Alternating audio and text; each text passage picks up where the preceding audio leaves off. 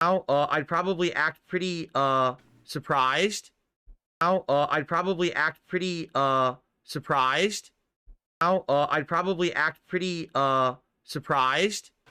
Now, I'd probably act pretty, surprised. DSP cries it.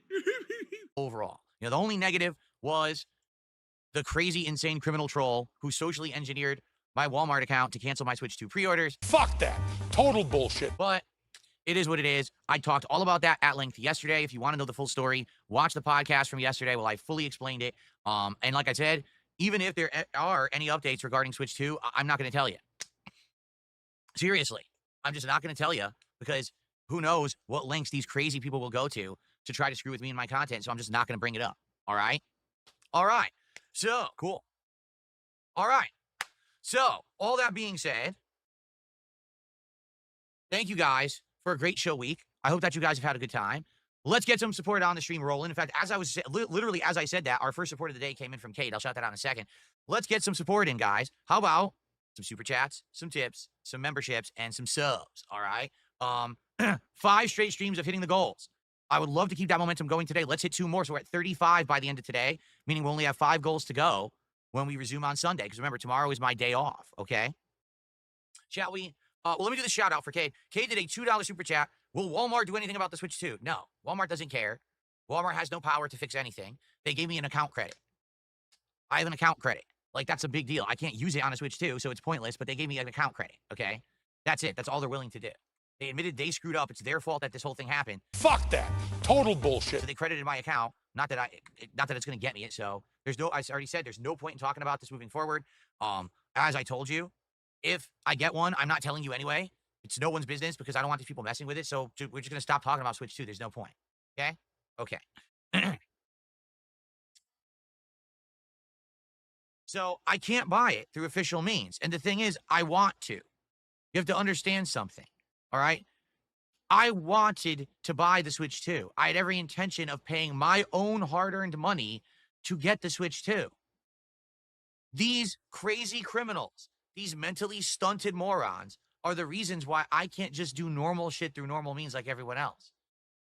That's all I wanted to do was just buy a Switch so I could do it as a launch coverage like I am entitled to as a content creator, like every other human who has money. I don't have money to do it. I don't have money to do it. I don't have money to do it. I don't have money to do it. I don't have money to do it. I don't have money to do it. I don't have money to do it. I don't have money to do it. I should have been able to do it.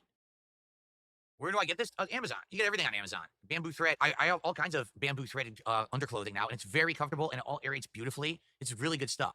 You get them all on Amazon. The views are not low on DSP Cries. I just addressed what you just said, 2Bucktan. They're not low. Are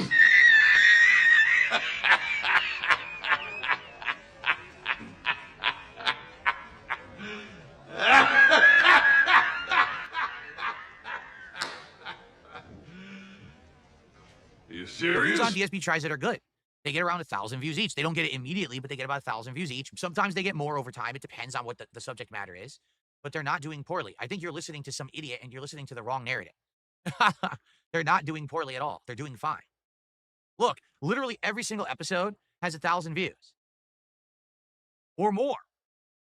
Here, the British cuisine did over 2,000 views. That was the meat pies. Chick-fil-A has like 990 something, okay? McDonald's has 1,400. Taco Time has just over 1,000. Little Caesars has over 1,200. Popeyes has over 1,000. Now, I just uploaded Chipotle, so give it some time. But they're doing fine. I don't know what you're talking about. You got to stop being so negative and toxic about shit. They're doing good. No, Chipotle was not good. I'm probably not getting it again. What advice would I give to my younger self? I told you, really, the thing that killed me over the years was oversharing. Telling too much of my private life and sharing too much of my private life and making it public. And then, these nutcases turned that stuff against me and used it to hurt me many, many times. It resulted in horrible things happening to me that put me into a lot of problems. So for me, if I could go back to my younger self, I'd say, listen, understand that what happens online should be kept online, and there should be a separation between your public persona online and your actual private life and who you really are. You deserve that. It shouldn't be that everything is completely shared and everything is spoiled on the internet and now everyone can use that to publicly harass you, you know, deride you, mess with you, etc. I feel like if over a decade ago I had that information, right, to know, because back then I was like, oh, who cares what I share on the internet? No one gives a shit. None of this means anything or matters. Do you really think when I started doing that 17 years ago, I thought that 17 years later, this would be my full-time job? I would be known all across the internet as a longtime content creator. Like said Phil, he was the guy that got caught for masturbating in front of children. Yeah, Yes, so in front of children. he was caught masturbating. I think he's like 35 years old. Oh my God. Yeah, he was masturbating in front of children. That's on right. YouTube live stream. Hilarious. He's like he's a pervert or something. I think he's a That's pervert right. I'm a or huge something. pervert, guys. That's all I do. I just masturbate constantly in front of children. You're absolutely right. That's You what I'm got known caught. for. You got exposed for doing that. That's I got that's like- completely exposed. Absolutely. Yeah, you did. You didn't even know the camera was on. You know every inch of Are you you know the every guy? inch of my dick Are and you balls. the guy? Right? You know Are you every the inch of my guy? dick and balls. It's the guy watching his Twitch. Is that really him? No, not at all. I didn't take it seriously at all. I thought the whole thing was a joke, quite frankly. So to know that, right, I probably would have done things a lot more safely. That's probably the one piece of advice, you know. And all right, there's one other piece of advice too. It's very simple. If you're going to ever do business with others, like you're going to do an ongoing show with someone else, you're going to do content with someone else, you should have a clear-cut agreement in place so everyone understands the scope of work, what's expected, how you're going to benefit from it, whether there's pay involved, whether you're going to get other benefits. It should all be done ahead of time, because sadly, that's where I got into big problems with my old friends working on projects and things, and then nothing was agreed to, and then years later, they reveal, oh, we were very unhappy with how that went down and everything. It's like, yeah, but you never told me. What the fuck are you doing? You held it in. You kept it private until only years later you let it get built up, and then you exploded. And even then you still didn't tell me. You made a public video about it that you uploaded to the internet instead of telling me privately. So how would I ever have a chance to fix the things that I was doing wrong, in your opinion? And the answer is I never did. So absolutely, those are the two things. Being more private, having that separation of public and private and not oversharing with the internet, and always having clear-cut understandings and agreements in place when you're working with others, so that way there can't be misunderstandings and people who have, you know, bad feelings later on. Thankfully, the game already seems to be a huge breakout sales success despite being on Game Pass. Yeah, can I be honest with you? Like, I'm excited to play more Expedition today and moving forward as a playthrough, but I'm going to be honest with everyone here. I'm nervous. You want to know why? Yesterday, when I started playing the game, attendance dropped and support faltered. Like yesterday, we hit the support goal before the stream started. And then as I was playing the game, guess how much I raised? $40 during the gameplay segment.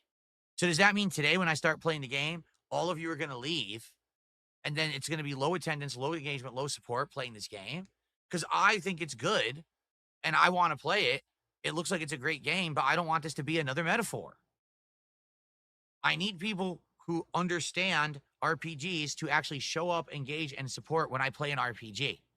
And I am nervous that today, already, we're going to have an issue where we're going to have difficulty hitting the goal.